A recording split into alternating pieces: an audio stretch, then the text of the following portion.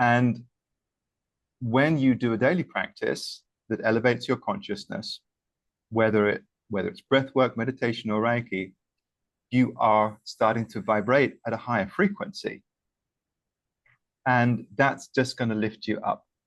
And when you do that consistently over time, it's impossible not to change. It's impossible not to change.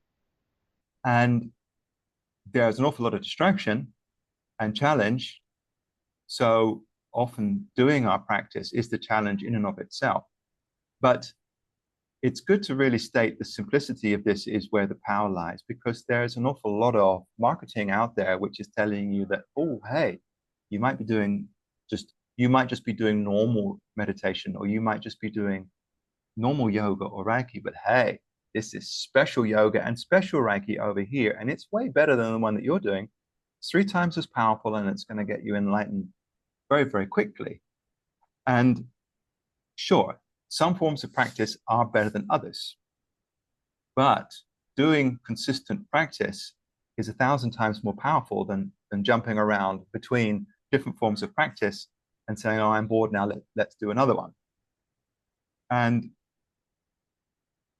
so that's the very boring kind of response to deal with our low vibrationary planet and the smorgasbord of all kinds of different spiritual practices and offerings that are out there.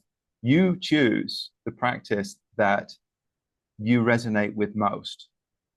Or maybe the practice that part of your higher self is telling you that, hey, it's time for you to step up, and here's an opportunity for you.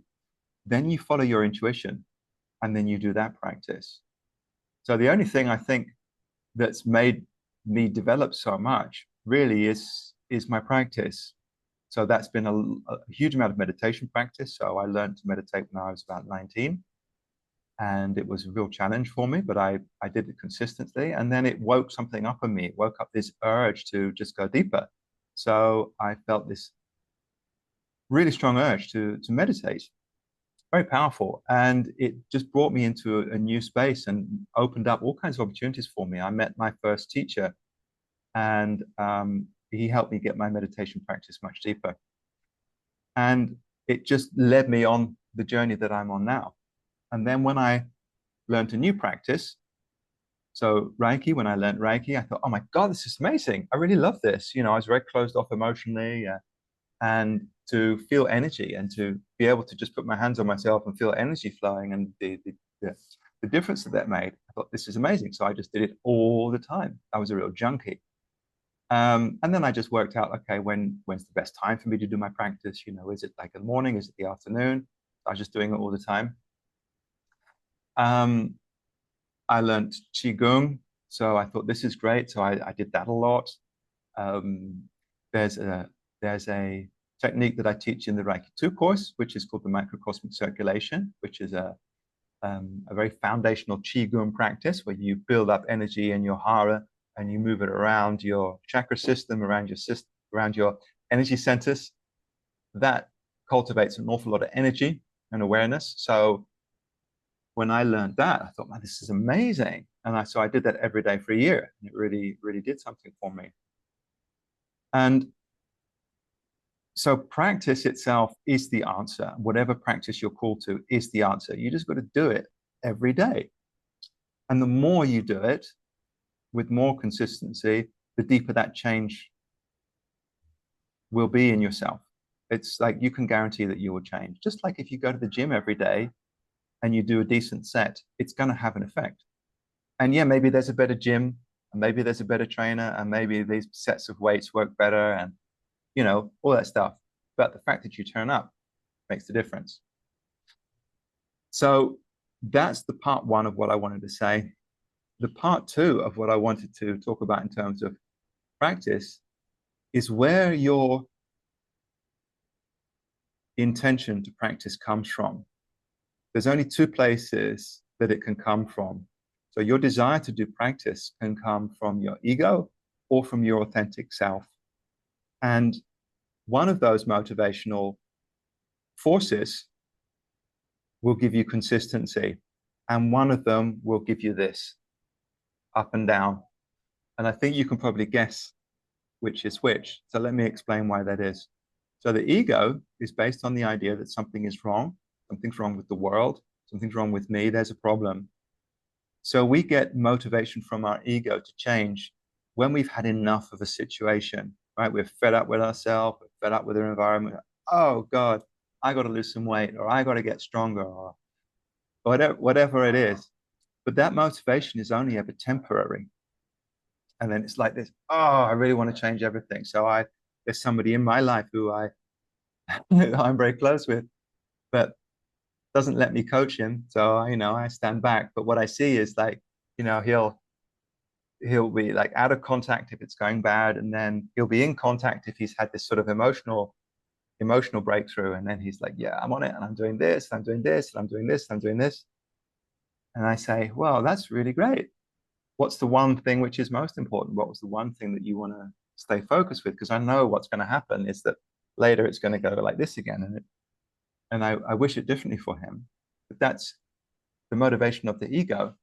It's just fed up with its situation. And then it's got like a week, a 2 week, maybe a 3 week spurt.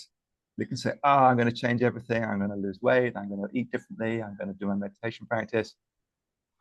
But then it just gets too much, because that motivation is about a motivation which comes from the part of us that creates this illusionary self, this false self. So it's only ever a temporary urge. It's only ever a temporary, like, dissatisfaction with our situation. It's not long term. And from an ego perspective, you can make these things long term. And then you see this with influencers on social media, because they become that thing. So they become the carnivore diet, or they become the vegan influencer, because they've kind of realized that if they're going to sustain the egoic reason for motivation, it has to become their whole ego identity. So then they're out there making YouTube videos about drinking bone broth, or only eating mangoes, or whatever their thing is. Because they realize that from the ego perspective, they've got to fully commit and make it their story of their self. Now, your motivation that comes from your authentic self is totally different. You can be inspired and motivated by your higher self, because it feels this call naturally to evolve. So that part of you that feels called to evolve and to grow, because you feel a higher calling, because your heart tells you that you want to connect, to become more loving and more open, and your gut sense tells you that in some way there's something higher. That's a totally different motivation than the egoic self, which is a closed off part of you. Your authentic self is striving for higher levels of connection, communion, evolution, and expression. So its natural state is to be motivated to grow and change. So that those parts of you that, or those goals that you have had that have been motivated by your authentic self, maybe you can find some of those in your experience at the moment. They will sustain you over the long term, because that part of you is connected with your North Star. So whatever your highest guiding principle is. So when you have a high guiding principle, like, oh, I really want to just become a better person, or I want to become enlightened, whatever it is, doesn't matter. Whatever that thing for you is, it's sustaining you over a period of time consistently. When you're connected to your North Star,